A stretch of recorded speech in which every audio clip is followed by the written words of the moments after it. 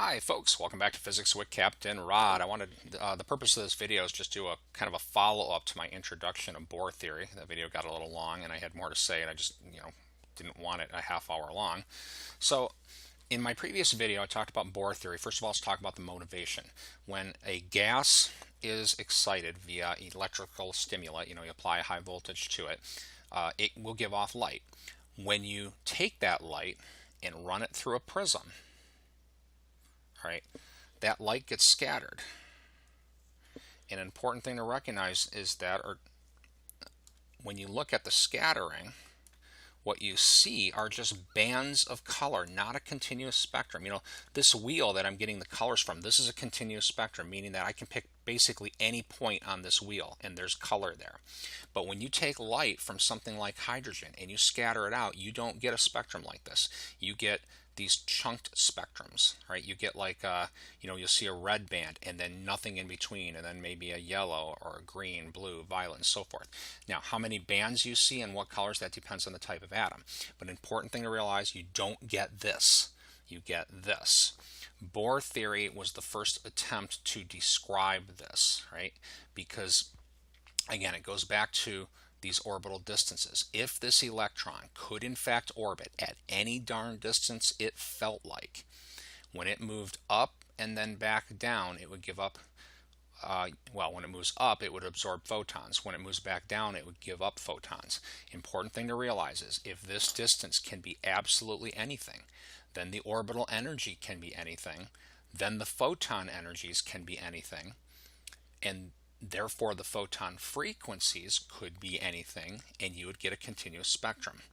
But that's not what happens in reality. In reality, what you see is when you take the light from a gas, you scatter it out, you don't see continuous spectrum.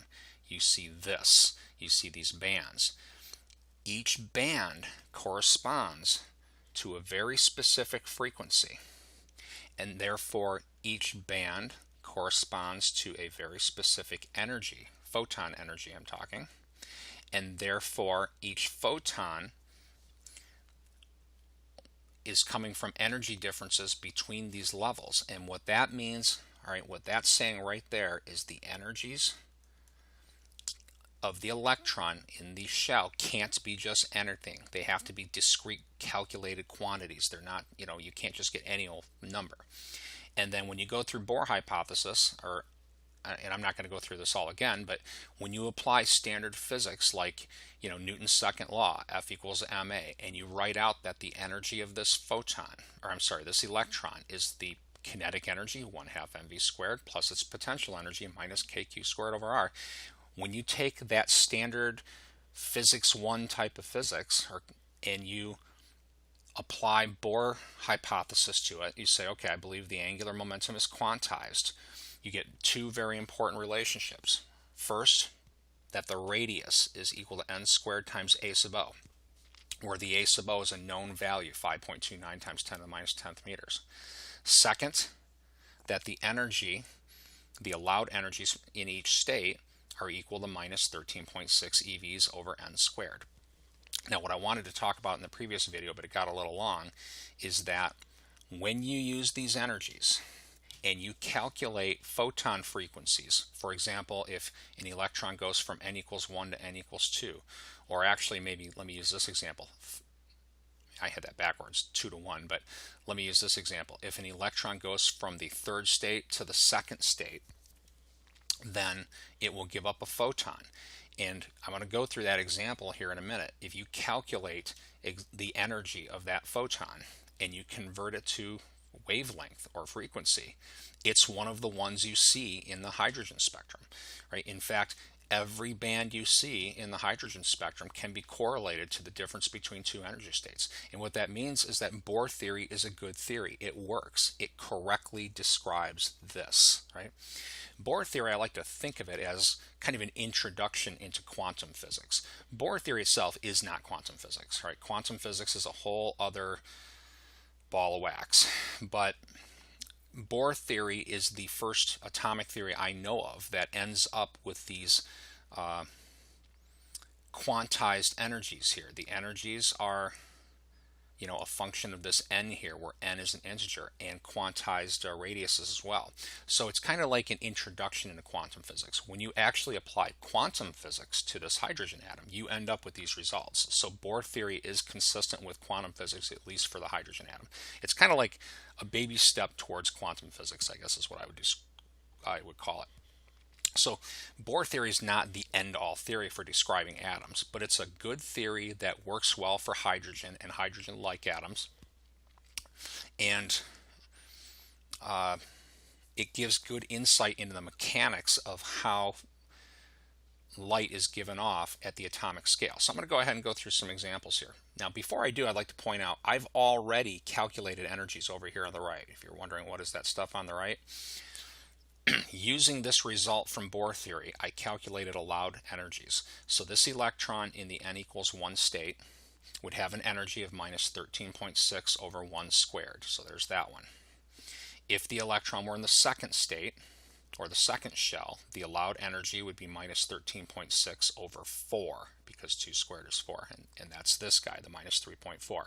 And this one is minus 13.6 over 9, over 16, over 25, etc. Now you'll notice that these energies are negative. I want to take a little time and talk about that. So, all right, negative total energies are a property of what are called bound systems here. This electron is bound to this nucleus. It's not leaving. It's not going anywhere. It might go up to a higher energy level that absorbs a little bit of energy, but it typically will come back down.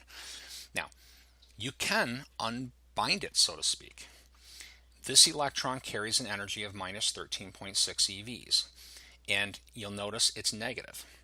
If you were to remove this electron, like somehow grab it, let me actually do that,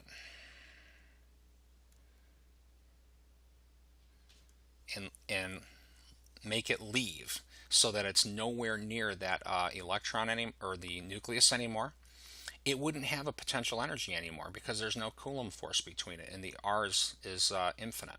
So basically now, if you remove this electron, if you add just enough energy, if you add minus 13.6 EVs, you can remove the electron, and its total energy is basically 0 now.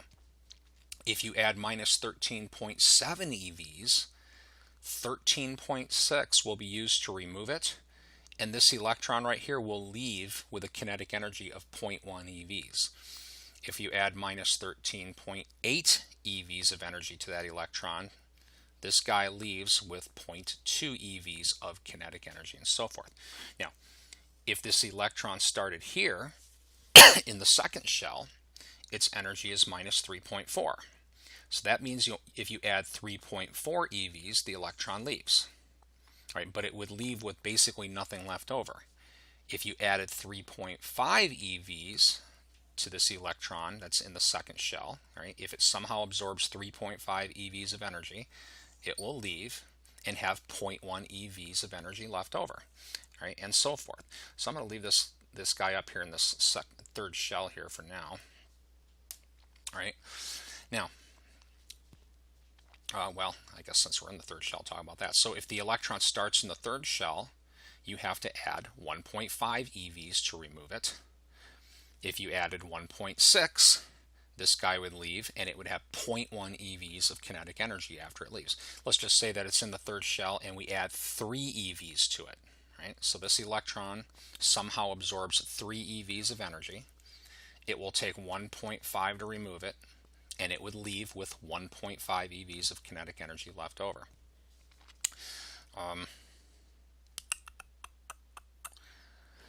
That's pretty much what these numbers mean. Let's see, an important thing. You'll notice that as n gets bigger,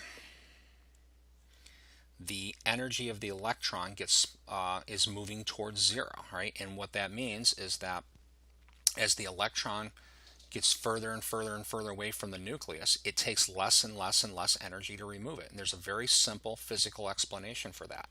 Remember that what's keeping this electron bound to the nucleus is the Coulomb force. If I drew that force in this picture, that's an attractive force between these two, right? And remember that that force is equal to k q squared over r squared. Again, in physics, usually we write this k q1 q2 over r squared, but in this example, these carry the same charge other than the minus sign. The further out this electron is, the larger the value of r is, and therefore this force is smaller, and therefore it's just a lot easier to remove. It's pretty well simple as that. I mean, there's some more details when there's more electrons involved and stuff, but that's the main feature here, especially since we're only talking about hydrogen. Big thing is that as r gets bigger, the force keeping it bound to the electron gets smaller, and therefore it's much easier. The electron's much easier to remove. Right? Now, these energies right here, you notice they're negative. These are the net energies of the electrons. Sometimes you'll see terms like binding energy or ionization energy. And here's what the ionization energy means. Right? This electron in the third orbit has this energy, minus 1.5 EVs. So what that means is it would take 1.5 EVs to remove this. So we would say the binding energy or the ionization energy is positive 1.5 EVs. So it's just kind of a wording thing. If somebody says, what is the energy of this? Negative 1.5 EVs. What is the ionization energy? Positive 1.5 EVs, because the ionization energy is how much energy you would have to add to remove this electron. Okay, so another important feature here of this stuff, let me get rid of these force vectors. Right. This electron's energy, as it moves to higher orbits, it's increasing in energy. As it moves to lower orbits, it's decreasing in energy. Right? How does it do that? What's the mechanism? Well, if one way for this to get some energy is to give it a photon. If it absorbs a photon of the correct frequency, it will move up to a higher energy level. Going down, this electron, this is inherently an unstable situation. These electrons do not like to be in those higher orbits. They will always naturally move down to their lowest energy states, right, which is the n equals 1 state. So this video now is 12 minutes long. I just meant it to be kind of a second video about Bohr theory. I think what I'm going to do here is stop this one and make another one for a numerical example. All right, hope that this helps. Have a great day.